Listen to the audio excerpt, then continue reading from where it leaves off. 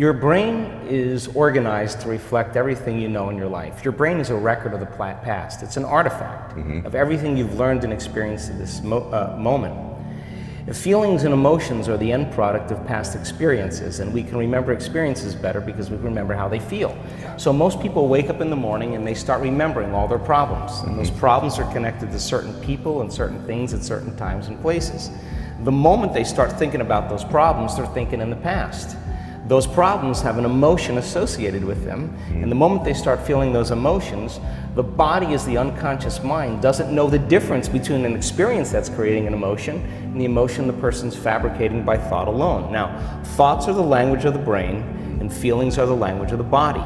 And how you think and how you feel creates your state of being. So most people's entire state of being, when they start their day, is already in the past. So you have a choice. The choice is you're either defined by a vision of the future or you're defined by the memories of the past.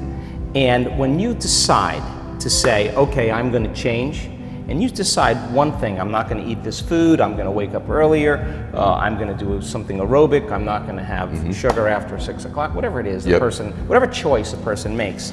The moment you make a choice to do something differently, and the hardest part about change is not making the same choice as you did the day before, get ready, because it's going to feel uncomfortable. It's going to feel unfamiliar. There's going to be some uncertainty and unpredictability, and that's the moment the game is on. Yes. So then most people, their body has been conditioned emotionally to be the mind.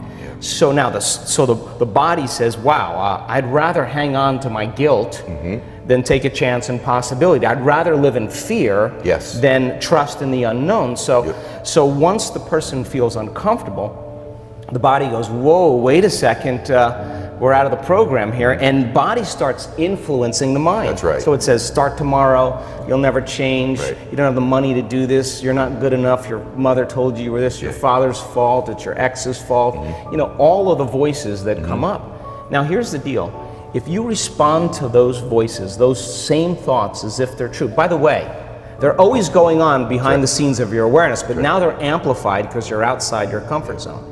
You believe in that thought's going to lead to the same choice, which is going to lead to the same behavior, which is going to create the same experience and produce the same emotion, and the person's going to say, this feels right. No, that feels familiar. Going from the old self to the new self is a neurological, it's a biological, it's a chemical, it's a hormonal, it's a genetic death of the old self. And people will say to me, in that void, in that unknown, I can't predict my future. And I'll say to them, the best way to predict your future is to create it. Not from the known, but from the unknown. I love it. So close your eyes now and think about that vision.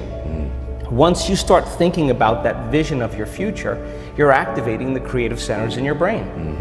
And naturally, you begin to think about putting yourself in the scene. Yes. And the act of doing that, when you're truly passionate and truly present, the moment you're defined by that vision, when the thought in your mind becomes the experience, you begin to feel the emotion of the event before it's made manifest. Now, you're giving your body a sampling, a taste of the future.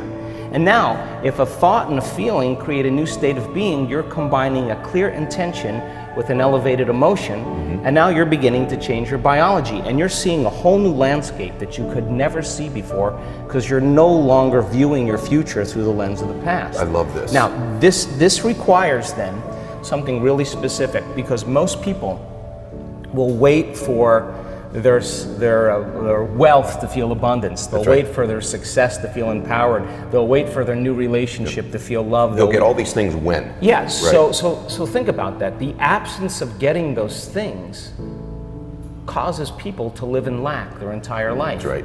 And so they're waiting for something outside of them to change how they feel inside of them. And if they're not creating a new life, then they're not applying the proper principles, then they keep all their manifestations, all their dreams at arm's length. Well, think about this. If you get up feeling gratitude, if you get up feeling empowered, if you get up feeling whole, if you get up feeling unlimited, why would you worry about whether it was going to come or not? You would feel like it already happened.